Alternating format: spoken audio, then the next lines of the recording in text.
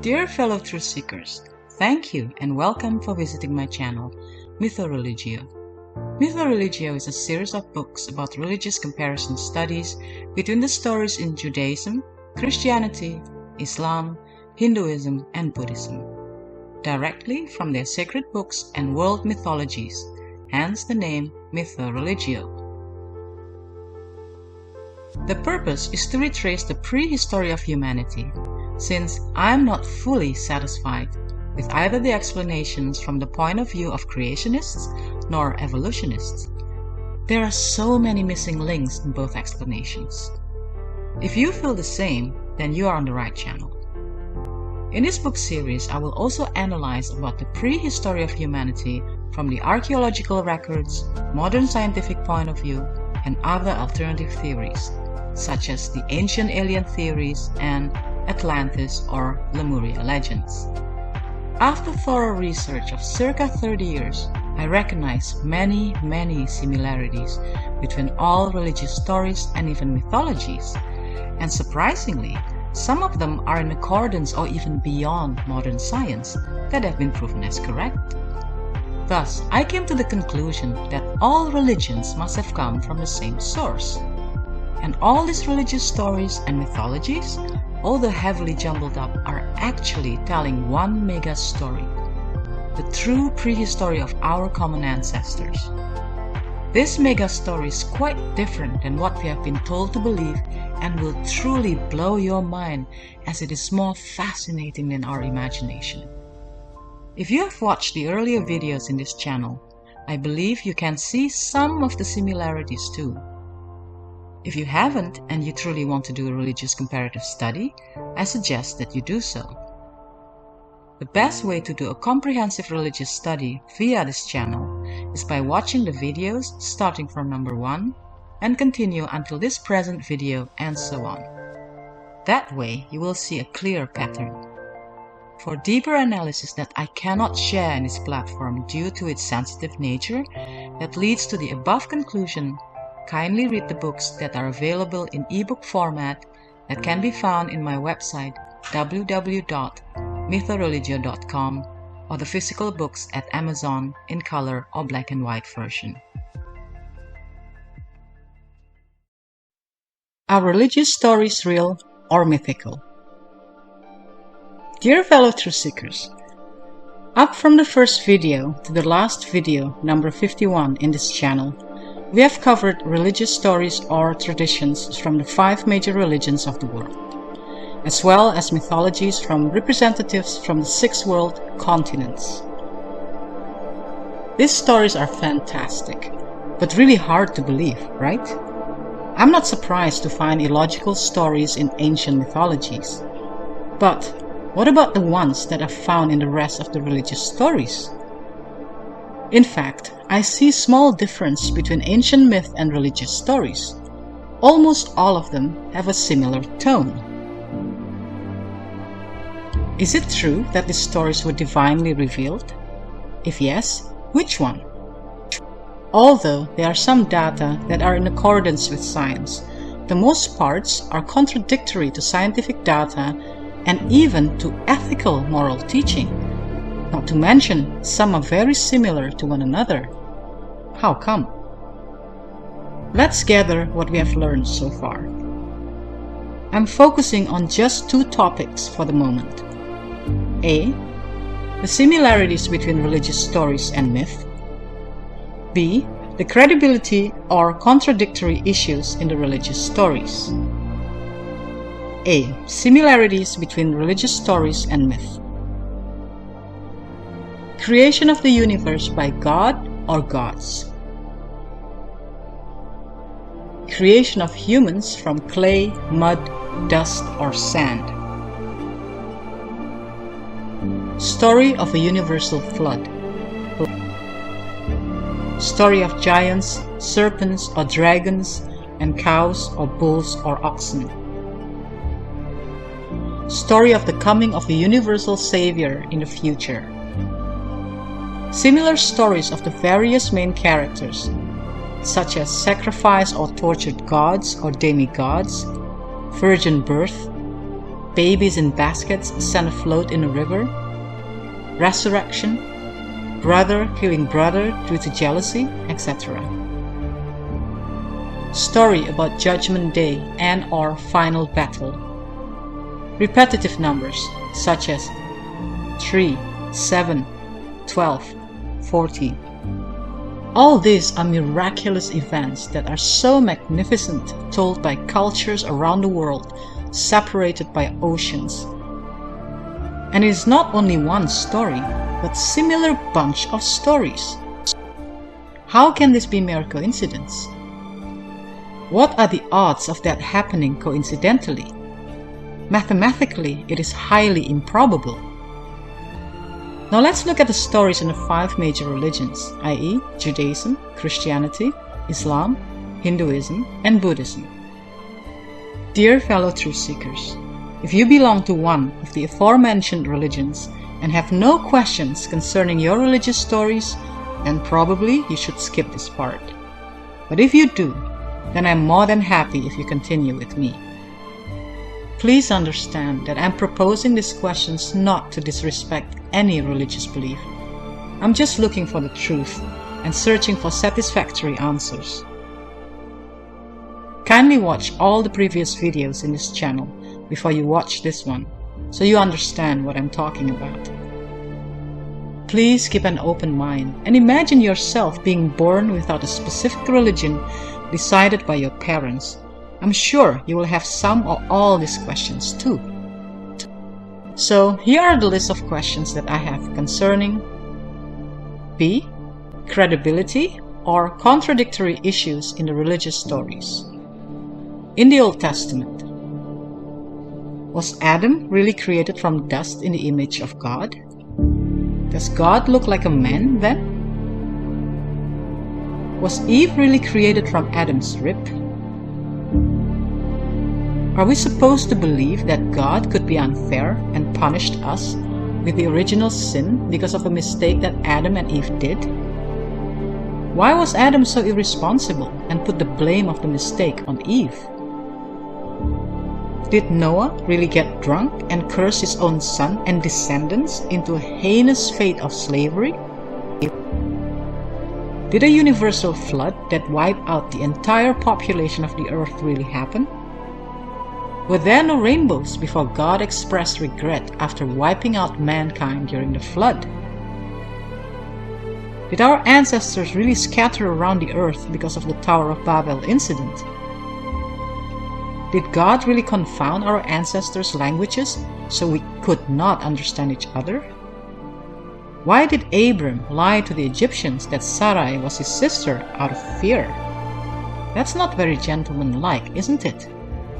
Why did God reward Abram for behaving in such a cowardly manner? Was Abram really a coward? Who did Abraham almost sacrifice? Ishmael or Isaac?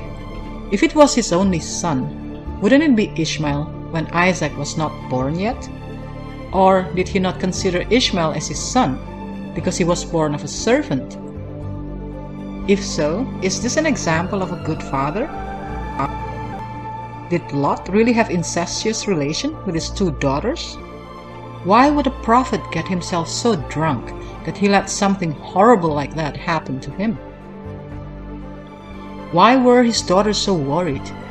They were not the last people on earth since Abraham's clan was still around. Did Jacob really cheat his own brother Esau in order to receive blessing from his father Isaac? Why did God reward him for such a deceitful behavior? Does God really command burnt offerings because he enjoys the sweet savor? Did God really command Moses to kill all the virgin female and boys during his battles? Did God really command Moses to utterly destroy pagan cities and burn all the people and the cattle? We were told that Moses wrote the Pentateuch, or Torah, or first 5 books of the Old Testament. So how come there is a story of his own death in it? Who wrote it then? Why were pagan cities cursed after their utter destruction by Joshua? Why do these cities have to lay in ruin? Are we supposed to follow the example of Jael, who killed her enemy in such a cruel way, hammering a nail through the temple? Why did God allow Jephthah to sacrifice the life of his own daughter to fulfill his vow? Isn't this the same cruel tradition of the pagans who were so hated by the Israelites? What is with all the strange stories concerning circumcision? Why did David sacrifice oxen every 6 paces when he brought the ark of God from Bali to Judah? Is that really what it takes to avoid God's anger? What kind of behavior is expected from common people like us, when even David could not control his urges and impregnated a married woman? He even cunningly sent her husband away to a battlefield in order to be struck down. Yes, these important figures were just humans too. They do make mistakes. But not this kind of premeditated mistakes, right? Did Solomon really turn his heart to other gods because of his foreign wives? Did Yahweh really speak to Amos while standing upon a wall, holding a plumb line in his hand? Why were almost all the prophecies of the end of time seem to be in favor of Israel? Are Gentiles really doomed for disbelief and therefore destruction? Is God only the Lord of Israel? Are all Gentiles evil? In the New Testament, why are there 2 different genealogies of Jesus? If Jesus was the Son of God born through Maria the Virgin, why is genealogy done according to the family of Joseph and not of Maria? We are told that Jesus is the only Son of God, but the Son or sons of God are mentioned several times in the Old Testament, and it seems none of them are referring to Jesus. Here are some of the verses. Book of Genesis chapter 6 verse 2. Book of Exodus chapter 4 verse 22. Book 2 Samuel chapter 7 verse 14. Book of Job chapter 1 verse 6. Book of Hosea chapter 11 verse 1. Book of Psalms chapter 2 verse 7. Book of Psalms chapter 82 verse 6. And Book of Psalms chapter 89 verse 27 until 28. Even if some biblical scholars try to connect these verses to refer to Jesus, how do you explain the plural use of sons of God? Was Mary a virgin? If she was, then why are there stories about Jesus having brothers and sisters in Mark and Matthew? If Jesus is the Son of God or a God in the triune head, to whom did he pray then before he was crucified? Why did Jesus compare Gentiles as dogs in contrast to Israelites, whom he likened as children? In the Greek Syrophoenician woman's story. Throughout the New Testament, Jesus taught compassion, even towards people who disbelieved him. I find his teaching very comforting. But then suddenly Jesus is described as vengeful and merciless in the book of Revelation during the day of the Lord. Why? In Islamic traditions, are we really supposed to believe that everything in the universe is created from the light of Muhammad? This is just as hard to believe as the creation from giants in other religions or myths, don't you think? Are we really supposed to believe that the sun rises and sets between 2 sides of Satan? What does this mean? The sun rises and sets due to the rotation of the earth. So where is Satan positioned? And how big is he? Are we supposed to believe that the sun goes around the earth? Are we supposed to believe that the earth is carried by a giant bull? Are we supposed to believe that Satan touches human babies during birth? What does this even mean? It tells further that Jesus was an exception. So what about the rest of the prophets?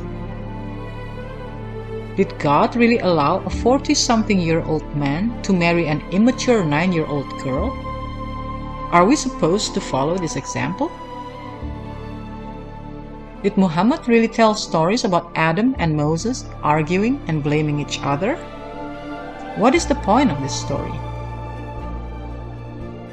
According to a hadith, woman is created from a rib.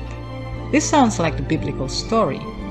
Are we supposed to believe that this was truly the case? Does this mean women are inferior to men? Why? The hadith tells story about Jesus coming with Imam al-Mahdi during the hour Judgment Day. The New Testament too talks about the return of the Son of Man, i.e. Jesus. Are they both talking about the same event? So how come the Bible does not mention anything about Imam al-Mahdi? The hadith says that Muhammad will intercede for Muslims during Judgment Day. Christians believe the only way to the Father is through him. Who are correct? Muslims or Christians? Will people in paradise have 2 or 72 wives? What about the women? Will women also have plural husbands? Or is paradise only for men? In the Hindu and Buddhist stories, are we supposed to believe that before heaven and earth were created, there was a giant cobra floating on a vast ocean? So, where was this ocean located when there was no heaven or earth? Are we supposed to believe that the universe is ruled by several gods who have bodies like human beings? Are we supposed to believe that Brahma appeared from a lotus flower that grew from Vishnu's navel? Are we supposed to believe that the heavens, the earth, and the skies were created from that lotus flower? Is it allegorical? Why are there several creation stories in Hinduism? Which one is the right one? That the universe is created from the lotus flower, from Hiranyagarbha or golden egg of creation, or from Purusha, the primeval cosmic male? Are we supposed to believe in and practice the caste system? Is Sri Kalki, who will return riding a horse at the end of Kali Yuga, the same as Jesus? Or Imam al-Mahdi? Are we supposed to believe that the Apsara creatures become solid, materialized after eating the savory muddy substance? What substance is that? Who or what are these imaginary or inner women that are involved in the tantric sex? In one of the Buddhist versions, another savior will come at around 30,000 years from now. So, who will be coming? Jesus? Imam al-Mahdi? Sri Kalki? Or Buddha Maitreya? Or are they actually the same one person? Despite the fact that there are religious data that are in accordance with scientific data, the credibility problems are so overwhelming that it is already enough to make one wonder about the credibility and authenticity of all these religious stories. Don't you think? I'm not saying that religious stories are wrong, but they are problematic, and they cannot all be right. It is just impossible. Due to this, the religious and scientific worlds today, especially in the West, have been separated so far apart. It is not surprising that when a logical modern person reads the stories and traditions in religions and see how illogical some of these stories are, he or she would come to the conclusion that all this are just man-made stories.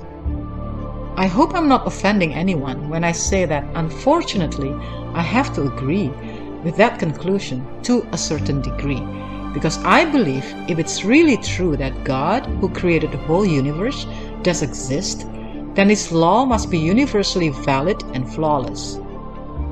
A true religion, being God's guidance for humanity, must be in harmony with all fields of science, which have been proven to be empirically correct, be they cosmology, biology, physics, chemistry, archaeology, and also mathematics.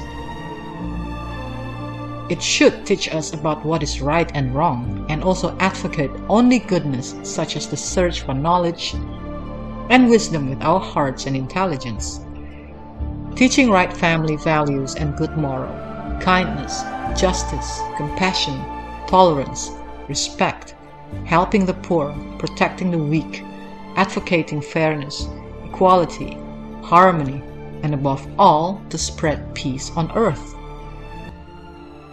The law and teachings must be universal and openly available for everybody to access easily, and not by going through strange, dark, secret rituals. It must not prefer one particular race, gender, or one select elite group over another. The law must be as true as the law of gravity, which applies for everything in the universe. Anything other than this is just absurd, don't you think? So, what is the answer to the question at the title of this video? Are religious stories real or mythical? Crazy as it is, as I have mentioned in the intro of my videos, yes, I believe they are real. Since they are not just one single story, but a series of stories, I name them collectively as the mega story. However, this mega story has been messed up by humans' hands from all cultures for millennia. In order to back up my statement, we have to go through proving process, and the first step is to compare it with scientific theories. So we need to have a look closely at the modern scientific theory that tries to explain the origin of humanity. Many people in the world today believe in Darwin's theory of evolution, i.e., humans sharing common ancestors as apes that have evolved through millennia. So, in my next few videos, I invite you to analyze deeper the origin and prehistory of humanity from the modern scientific theories. And we shall see whether modern scientific theories can give us satisfactory answers to our questions. Let's see whether science is always right or not. Thank you for watching and hope to see you next week.